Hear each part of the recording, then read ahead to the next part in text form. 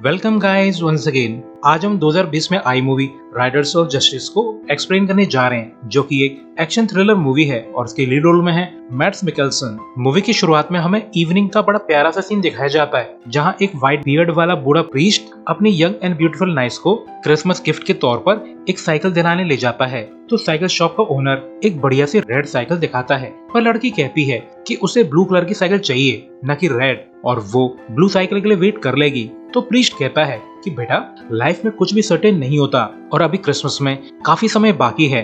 हो सकता है कि तुम्हें ब्लू साइकिल मिल भी जाए या न भी मिले। इनके जाते ही शॉपकीपर किसी को कॉल करता है और फिर हम देखते हैं कि एक डेनिश ट्रेन स्टेशन के बाहर एक प्यारी सी ब्लू साइकिल पोल से चेंड है। तभी एक वैन आकर रुकती है और दो हुडेड आदमी वैन से उतरकर साइकिल को चोरी कर लेते हैं। इसके बाद सीन चेंज होता है और हमें अफगानिस्तान में अपना हीरो दिखाया जाता है, जिसका नाम मार्कस है और वो यहाँ अफगानिस्तान में पोस्टेड है, यानी कि वो एक आर्मी पर्सनल है। मार्कस अपनी वाइफ एमा को कॉल करता है हालचाल पूछने के लिए। एमा बताती है कि हमारी बेटी मैथिल्डा की ट्रेन स्टेशन के सामने से साइकिल चोरी हो गई है और अब मैं मैथिल्डा को स्कूल ड्रॉप करने जा रही हूँ, मगर हमारा बैड लक, अब हमारी कार भी स्टार्ट नहीं हो रही है। एमा पूछती है कि मार्कस, तुम घर वापस कब आ रहे हो? तो मार्कस बताता है कि अभी मुझे 3 महीने यहाँ अफगानिस्तान में और रुकना होगा, क्योंकि मेरी मिलिट्री ट्रेनिंग चल रही है। तो ये सुनकर एमा काफी डिसअपॉइंटेड है, क्योंकि उसके हस्बैंड की वापसी फिर से पोस्टपोन हो गई है। इसके बाद एमा डिसाइड करती है कि वो मैथिल्डा को ट्रेन से ही स्कूल छोड़ने जाएगी। वहीं दूसरी तरफ एक ऑफिस में हमें दिखाया जाता है कि ऑटो और लेनार्ड नाम के आदमी अपने सुपीरियर्स को कुछ प्रेजेंटेशन दे रहे हैं, मगर इनका ये प्रोजेक्ट एक वर्डलेस एल्गोरिथम है। पर ऑटो और लेनार्ड का मानना है कि इससे फ्यूचर इवेंट्स को प्रेडिक्ट किया जा सकता है। ऑटो एक्सप्लेन करता है कि जो भी होता है वो सभी पुराने इंसिडेंट्स के आधार पर ही घटित होता है और ये बिल्कुल फैक्ट है, पर हमारे पास जानकारी पर्याप्त नहीं होती, तो हमें ये सब सिर्फ कोइंसिडेंट लगता है। पर ऐसा नहीं है। पर इनके सुपीरियर्स को इनका ये एल्गोरिथम बिल्कुल बेबुनियाद लग रहा है और वो बिल्कुल भी इम्प्रेस्ड नहीं है, तो वो इन्हें जॉब से निकाल देते हैं। और इस सब से ऑटो काफी दुखी है और वो अपना बोरी बिस्तर बांधकर यहाँ से निकल जाता है। इसके बाद ऑटो अपने घर लौटने के लिए ट्रेन पकड़ लेता है, मगर उसे अपने ट्रेन के कैरेज में एक सस्पिशियस आदमी नजर आता है, जो कि गंजा है और उसके फेस पर एक ईगल टैटू बना हुआ है। इसके बाद नेक्स्ट स्टॉप पर जब ट्रेन रुकती है तो ऑटो देखता है कि एक आदमी अपनी सीट से उठा और उसने अपना सैंडविच और ड्रिंक्स ट्रैश में फेंक दिया और वो ट्रेन से उतर गया है। ऑटो को इस आदमी का बिहेवियर काफी सस्पिशियस लग रहा है, क्योंकि उसने अपना सैंडविच बिना खाए और अपने ड्रिंक्स बिना पिए ही फेंक दी, और तो और वो बड़ी हड़बड़ाहट में ट्रेन से उतरा है। इसके बाद एमा और मैथिल्डा भी इसी ट्रेन पे आ जाते हैं और वो भी उसी कंपार्टमेंट में जिसमें ऑटो था, और इस कंपार्टमेंट में काफी भीड़ है। तो ऑटो एमा से इंसिस्ट करता है कि वो उसकी सीट पे आकर बैठ जाए और एमा खुशी से ऐसा ही करती है। इसके थोड़ी ही देर बाद ये ट्रेन एक दूसरी ट्रेन से टकरा जाती है, जिससे ट्रेन की राइट साइड बुरी तरह से डैमेज हो जाती है और तो और काफी लोग मारे जाते हैं। इसके बाद हमें पता चलता है कि इस ट्रेन हादसे में एमा भी मारी गई है, मगर ऑटो और मैथिल्डा बिल्कुल सेफ हैं। इसके बाद हमें हॉस्पिटल का सीन दिखाया जाता है, जहां ऑटो मैथिल्डा को देख रहा है, जो कि अपनी मदर एमा की डेथ के बाद पूरी तरह से टूट चुकी है और वो काफी सदमे में है। और ऑटो को कहीं न कहीं इस बात का गिल्ट खा रहा है कि उसने जैसे ही एमा को सीट दी उसके तुरंत बाद ही वो मारी गई, वरना सिचुएशन के हिसाब से अगर वो एमा को वो सीट ऑफर न करता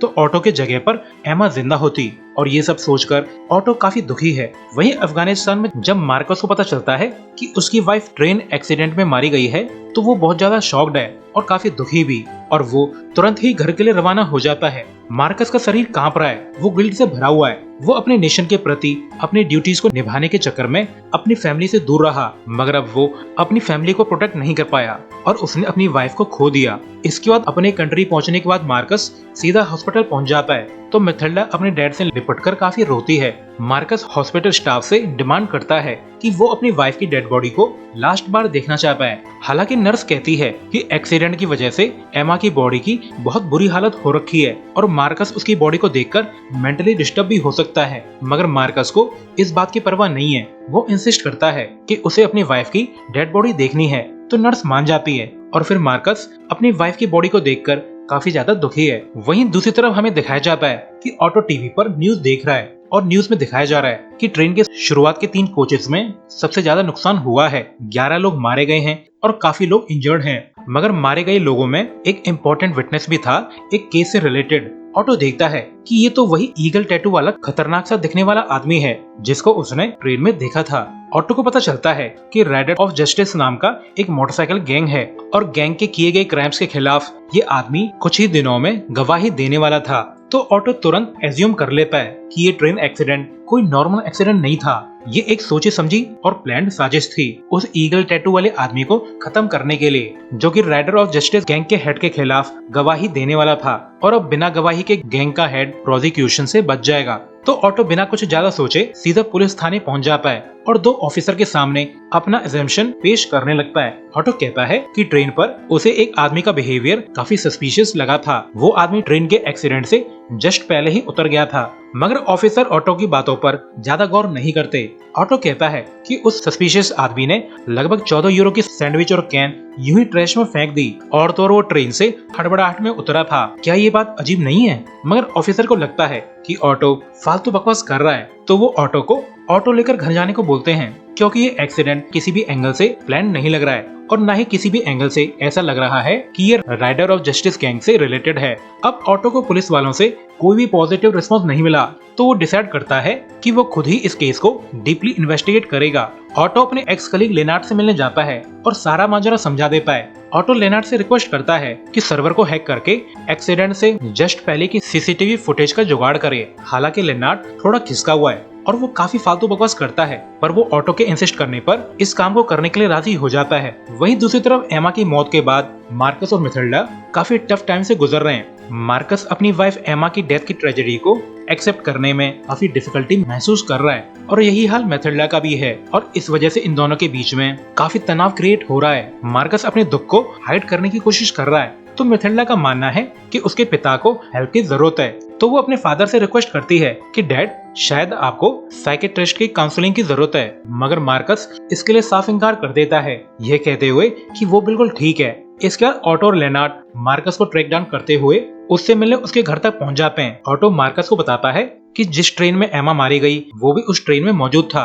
ऑटो बताता है कि वो एक्सीडेंट एक कोइंसिडेंस नहीं था, बल्कि वो तो एक सोची समझी साजिश थी, एक की विटनेस को खत्म करने के लिए जो कोर्ट में गवाही देने वाला था, जिससे राइडर्स ऑफ जस्टिस गैंग के लीडर को जेल होना तय था। तो ये सब सुनकर मार्कस काफी सीरियस हो जाता है और मार्कस इन दोनों नमूनों को आगे की बातचीत करने के लिए अपने बांध में ले आता है, क्योंकि उसकी वाइफ मारी गई है, तो ये सब जानना उसके लिए काफी मायने रखता है। ऑटो मार्कस को उस सस्पिशियस आदमी के बारे में बताता है जो एक्सीडेंट से पहले ट्रेन से उतरा था। अब ये जानने के बाद मार्कस डिसाइड करता है कि वो इंसिडेंट के कल्प्रिट्स को ढूंढ कर रहेगा और वो अपनी वाइफ की मौत का बदला लेगा। मार्कस ऑटो से कहता है कि उस सस्पिशियस आदमी की आइडेंटिटी का पता लगाओ और वो कहाँ रहता है ये भी, मगर सीसीटीवी फुटेज के बेस पे फेस को रिकॉग्नाइज करना ऑटो और लेनार्ड की बस की बात नहीं है, तो इसके लिए इन्हें अपने एक ओल्ड फ्रेंड जिसका नाम एमेंथेलर है उसकी हेल्प चाहिए। मगर इनकी एमेंथेलर से खास नहीं बनती, मगर काम तो उसे निकालना ही है, तो उसके लिए ये लोग घूस के तौर पर एक लार्ज साइज पिज्जा लेकर जाते हैं। तो एमेंथेलर ये घूस एक्सेप्ट कर लेता है और वो एडवांस्ड फेशियल रिकॉग्निशन सॉफ्टवेयर का यूज करके उस सस्पिशियस आदमी के फेस का मैच ढूंढने लगता है और जल्द ही इन्हें एक मैच मिल जाता है, वो भी 99% एक्यूरेसी के साथ। मगर उस आदमी की लोकेशन तो कायरो इजिप्ट की शो हो रही थी, तो ऑटो को लगता है कि जिस आदमी को वो ढूंढना चाह रहे हैं वो लोकल डेनमार्क का ही हो सकता है और शायद सीसीटीवी फुटेज में पिक्चर ऊपर से कैप्चर हुई है, तो मैच में गड़बड़ हो सकती है। ऑटो और लेनार्ड एमेंथेलर से फेशियल रिकॉग्निशन थ्रेशोल्ड को लो करके 95% एक्यूरेसी तक करने के लिए बोलते हैं और ये भी कि ऐसे किसी आदमी को ढूंढो जो डेनमार्क का ही हो। हालांकि ये रिस्की भी हो सकता है कि कहीं लोग ऐसा करके किसी गलत आदमी तक न पहुंच जाएं, पर एमेंथेलर इनकी रिक्वेस्ट मानकर डेनमार्क के एड्रेस वाले एक आदमी का मैच ढूंढ निकालता है जिसका नाम पेल ओल्सन है और ऑटो इसे पहचान लेता है कि हाँ ये तो वही है जिसे हम ढूंढ रहे हैं। और ताज्जुब की बात तो ये है कि ये आदमी राइडर और जस्टिस गैंग के हेड का भाई है, तो इस बात से ऑटो काफी सीरियस हो जाता है। और दूसरी तरफ मार्कस अपने घर पे काफी वरिड है क्योंकि रात काफी हो चुकी है और मैथिल्डा अभी तक घर पे लौट के नहीं आई है और न ही वो कॉल का रिप्लाई कर रही है। पर थोड़ी ही देर में मैथिल्डा अपने बॉयफ्रेंड सीरियस के साथ घर आ जाती है। तो ये देखकर मार्कस काफी नाराज है। तो जब सीरियस फालतू बकवास कर रहा होता है तो मार्कस उसके मुंह पर जोरदार पंच धर देता है और ये देखकर मैथिल्डा अपने पिता पर काफी गुस्सा करती है। रात को मार्कस को अपनी गलती का एहसास होता है कि वो ऐसे दुख के टाइम पर मैथिल्डा पर ओवर रिएक्ट कर रहा है। मार्कस मैथिल्डा से कहता है कि तुम चाहो तो सीरियस को घर बुला लो, मैं डायरेक्टली उससे अपने बर्ताव के लिए माफी मांग लूंगा। इसके बाद नेक्स्ट डे ऑटो, लेनार्ड और एमेथेलर मार्कस से मिलने आते हैं और फिर ये लोग मार्कस को बताते हैं कि हमने उस सस्पिशियस आदमी की आइडेंटिटी का पता लगा लिया है। उसका नाम पेल ओल्सन है और तो और वो राइडर ऑफ जस्टिस गैंग के हेड कट ओल्सन का भाई है। इसके बाद ये लोग डिसाइड करते हैं कि पेल ओल्सन के घर जाकर ट्रेन एक्सीडेंट के बारे में उसे इंटेरोगेट किया जाए। पर जब ये लोग ऐसा करते हैं तो पेल ओल्सन इन पर गन तान देता है और इन्हें दफा हो जाने को कहता है। मगर अब मार्कस का पारा चढ़ जाता है और वो इस आदमी को जरा सी देर में तोड़ मड़ोड़ के निपटा देता है और ये देखकर बाकी तीनों काफी घबरा जाते हैं। लेनार्ड कहता है कि यहाँ मार्कस के फिंगरप्रिंट्स मौजूद हैं, तो इससे दिक्कत हो सकती है। तो लेनार्ड बाकियों से गाड़ी में जाकर वेट करने को बोलता है और खुद केमिकल लेकर फिंगरप्रिंट्स को मिटाने लगता है। पर लेनार्ड को यहाँ पर एक आदमी नंगो पंगो हालत में बंधा मिलता है, पर लेनार्ड उसे इग्नोर करके अपनी टीम के साथ निकल जाता है। जब मार्कस अपने घर पहुंचता है तो वो देखता है कि मैथिल्डा ने अपने बॉयफ्रेंड सीरियस को घर बुला लिया है। तो डिनर के दौरान सीरियस मार्कस से पूछता है कि सर, आपकी कंडीशन मुझे पता है, आपको एक साइकेट्रिस्ट से बात करनी चाहिए क्योंकि आप दुख में हैं और आपका बिहेवियर काफी वायलेंट होता जा रहा है। पर मार्कस सीरियस की बातों को सीरियसली नहीं लेता, मगर फिर भी मार्कस अपने प्रीवियस बिहेवियर के लिए सीरियस से माफी मांग लेता है। डिनर के बाद मार्कस न्यूज देखता है कि कट ओल्सन सजा से बरी हो गया है और अब वो आजाद है क्योंकि उसके खिलाफ गवाही देने वाला विटनेस ट्रेन एक्सीडेंट में मारा जा चुका है। कट मीडिया के सामने बोलता है कि उसे अपने भाई की मौत का बेहद दुख है, पर फिर भी कट अपने लोगों के साथ अपनी रिहाई को सेलिब्रेट करता है। Next day Marcus auto and party को अपने घर के बान में बुलाता है और कहता है कि उस गैंग के खिलाफ जितनी भी पॉसिबल इंफॉर्मेशन हो उन्हें खोज निकालो। तो ये सुनकर इन तीनों बेचारों को काफी डर लग रहा है कि अब तो मारकाट मचने वाली है, मगर मार्कस एश्योर करता है कि तुम बस इंफॉर्मेशन लाके दो, इन गैंग वालों को तो ठिकाने मैं लगाऊंगा।